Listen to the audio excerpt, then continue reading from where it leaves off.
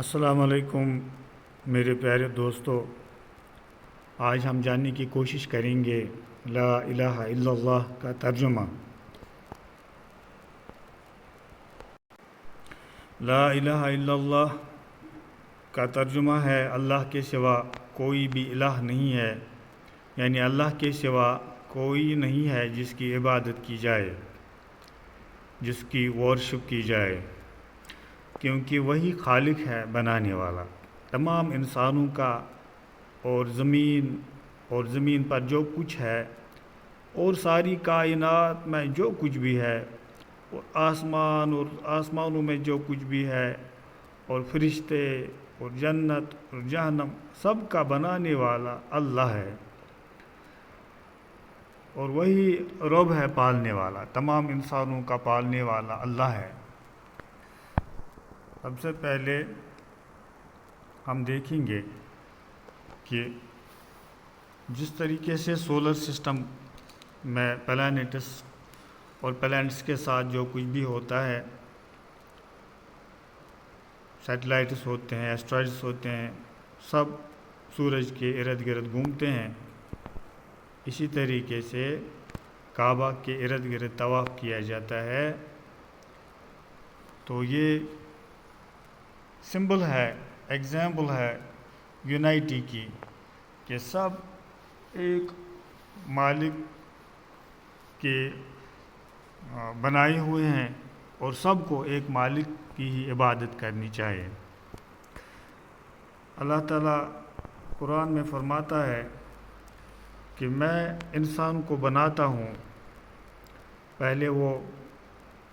کچھ قطرہ ہوتا ہے، قطرے کی صورت میں ہوتا ہے، تو پھر میں اس کو ایک خون کا لوتھڑا بناتا ہوں، اور پھر اس خون کے لوتھڑے کو گوشت کا لوتھڑے میں چینج کرتا ہوں، اور پھر اس گوشت کے لوتھڑے میں بونز کریٹ کرتا ہوں، اور بونز کے اوپر پھر مسلز بناتا ہوں، اور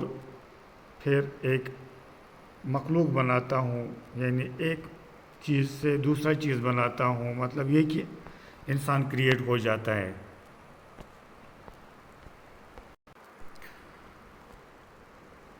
وہی رب ہے، پالنے والا،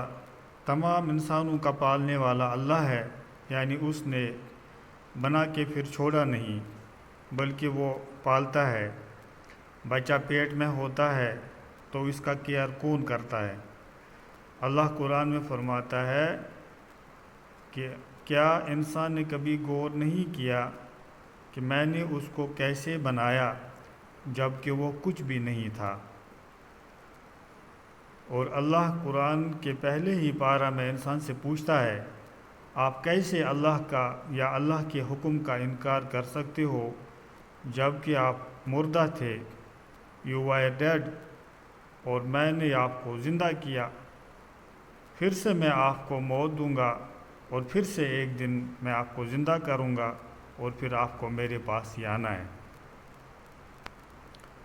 انسان ننھے بچے کی صورت میں جب اس دنیا میں آ جاتا ہے، وہ بے بس ہوتا ہے، خود کو پال نہیں سکتا ہے، تو اللہ اس کی ماں کے سینے میں دو چیزیں پیدا کرتا ہے، ایک دودھ، دوسرا محبت اور ہمدردی، جس کی وجہ سے ماں اپنا آرام قربان کرتی ہے اپنے بچے کے لیے، اور باپ کے دل میں شفقت، افیکشن پیدا کرتا ہے، جس سے وہ محنت مزدوری کرتا ہے، بچے کے لیے خوراک اور دیگر چیزیں لاتا ہے جو ضروری ہوں، اور اس طرح ایک انسان کی پرورش ہو جاتی ہے اس وقت جب کہ وہ بے بس ہوتا ہے۔ پھر چھوٹے چھوٹے دانتوں کا ایک سیٹ دیا جاتا ہے کہ اب آپ کو صرف دودھ نہیں بلکہ ہلکے پھلکے چیزیں بھی کھانے شروع کرنے ہیں،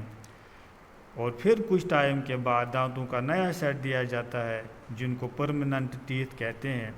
یعنی اب آپ کو اللہ کی دی ہوئی ہر نعمت کا مزہ چکھ سکتے ہو، اور اس پالنے والے کا شکریہ ادا کرتے رہو، اور اپنے ماں باپ کا شکریہ ادا کرو، جیسا کہ اللہ تعالیٰ نے قرآن میں کئی بار فرمایا ہے کہ، اور سورہ لقمان میں بھی اللہ نے فرمایا ہے کہ ماں 9 مہینے بچے کی تکلیف کو پیٹ میں برداشت کرتی ہے، اور پھر پیدا ہونے کے وقت بھی ماں کو تکلیف پہنچتی ہے، اور پھر وہ بہت کئی سال تک ماں کو اس بچے کا خیال رکھنا پڑتا ہے۔ یہ تو محبت ہی ہے جو اللہ تعالیٰ ماں کے دل میں پیدا کرتا ہے کہ بچہ ذرا سا بھی روئے اور ماں جاگ جاتی ہے اور اس کا بچھونا چینج کرتی ہے، اس کو دودھ پلاتی ہے، تو یہ اللہ تعالیٰ ہی ہے جو پالنے والا ہے۔ وہ اللہ ہے، رب ہے، پالنے والا ہے، جس نے ہر انسان کو کسی نہ کسی کام میں لگا رکھا ہے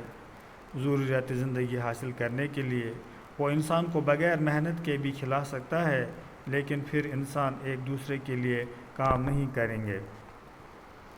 وہ رب ہے جو ایک دانہ اناج کے بدلے زمین سے سینکڑوں دانے واپس دلاتا ہے، ورنہ زمین کا کام ہے چیزوں کو سڑانا۔ انسان زمین میں اناج پھینک کر چلا جاتا ہے، پھر اس اناج کو ڈھیر سارا اناج بنانے میں ایک کارروائی شروع ہو جاتی ہے، ایک میکانزم چلتا ہے۔ یہ اللہ ہی ہے جو اس کارروائی کی ذمہ داری لیتا ہے، جیسا کہ اللہ تعالیٰ قرآن میں فرماتا ہے۔ اسی طرح انسانوں کے علاوہ جو بھی مخلوق ہیں ان کا خالق اور رب پالنے والا اللہ ہی ہے۔ اس نے ہر جاندار کو سکھایا ہے کہ وہ کیسے اپنی غذا حاصل کرے اور کیسے رہنے کے لیے شیلٹر بنائیں اور کیسے خود کی حفاظت کریں۔ اس میں فوڈ پروٹیکشن اور شیلٹر آتا ہے۔ اسی حساب سے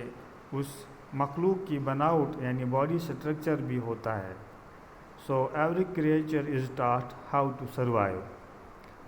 آپ نے ڈسکوری چینل یا اینیمل پلانٹ یا نیشنل جیوگرافی پر دیکھا ہوگا کہ کریشن کیسے سکھائے ہوئے ہیں کہ زندگی کیسے گزارنی ہے۔ انسیکٹس، برڈز، اینیملز یا جو کچھ بھی ہم دیکھتے ہیں، چاہے وہ اینیملز ہو یا پلانٹس ہو، تو ہر کوئی جیسے آلریڈی سکھایا ہوا ہے۔ آپ نے آبزرو کیا ہوگا اگر مرغی کو بطخ کے انڈے ہیچ کروایا جائے تو جب انڈوں سے چوزے نکلتے ہیں اور مرغی ان کو گھومنے لے جاتی ہے تو وہ چوزے کہیں تالاب دیکھ کر جھٹ سے اس میں چھلانگ مارتے ہیں، جبکہ مرغی کنارے پر بیٹھتی ہے۔ تو کس نے ان چوزوں کو بتایا کہ آپ کو پانی میں جانا ہے اور تیرنا ہے؟ تو یہ سب اللہ کا علم اور وژڈم ہے جو اس طرح سے ان کو جینز میں یہ انفارمیشن رکھتا ہے کہ آپ کو کیا کرنا ہے۔ تو میرے بھائیوں، جو اللہ خالق ہے وہی رب ہے، وہی پالنے والا ہے، تو مالک بھی وہی ہے۔ جن کو لوگ اللہ کو چھوڑ کر ورشپ کرتے ہیں، ان میں سے کسی نے بھی لوگوں سے یہ نہیں کہا کہ آپ مجھے یا میری آئیڈل کو، میری اسٹیچو کو، میری گریو کو میرے بعد ورشپ کرنا۔ یہ تو اللہ ہی ہے جو فرماتا ہے کہ اے لوگو، میں نے تم کو بنایا ہے اور میں ہی تم کو پالتا ہوں اور میں ہی تمہارا مالک ہوں، سو آپ صرف میری عبادت یعنی ورشپ کیا کرو۔ تو میرے بھائیوں، ہم سبھی انسان ایک پریوار ہیں، ایک فیملی ہے اور کمیونٹی ہیں، اور ہمارا مالک ایک ہے جس کو عربی میں اللہ کہتے ہیں، اور یہی لا الہ الا اللہ جو سبھی میسنجر جو انسانوں کے لیے رہنمائی کے لیے آئے ہیں، یہی بولتے رہے کہ اے انسانوں، اپنی مالک کی طرف رجوع کرو، اپنی مالک کی طرف توبہ کرو، اپنے مالک کی طرف سجدہ کرو جس نے آپ کو یہ سب عطا کیا ہے جو کچھ آپ کو ہے۔ میرے بھائیوں، اللہ تعالیٰ نے انسانوں کو اس دنیا میں کسی خاص مقصد کے لیے رکھا ہے، اور وہ مقصد ہی ہے لا الہ الا اللہ، اے انسانوں اپنے رب کی عبادت کرو جس نے آپ کو بنایا اور جو آپ کو پالتا ہے اور جس کی طرف آپ کو آنا ہے۔ اور آخر میں یہی پیغام حضرت محمد صلی اللہ علیہ وسلم نے بھی لایا، لا الہ الا اللہ، اے انسانوں اللہ کی طرف آ جاؤ، کامیاب ہو جاؤ گے۔ تو میرے بھائیوں، اللہ کی طرف رجوع کرو، آخری سانس سے پہلے یہ موقع ہے جب تک آپ کی یہ زندگی ہے، اور زندگی جیسے ہی ختم ہوگی تو اس زندگی کا، اس دنیا کی لائف کا حساب مانگا جائے گا۔ تو جو کوئی اللہ کی طرف رجوع کرے تو اس نے کامیابی کی طرف رجوع کیا۔ اللہ دنیا میں بھی پالنے والا ہے اور آخرت میں ہمیشہ زندگی عطا کرنے والا ہے۔ دوستو، جس سے پہلے بھی جو ویڈیو بنائے گئے ہیں ان کو بھی دیکھیں تو یہ بات سمجھ آ جائے گی انشاءاللہ۔ Thanks for watching video.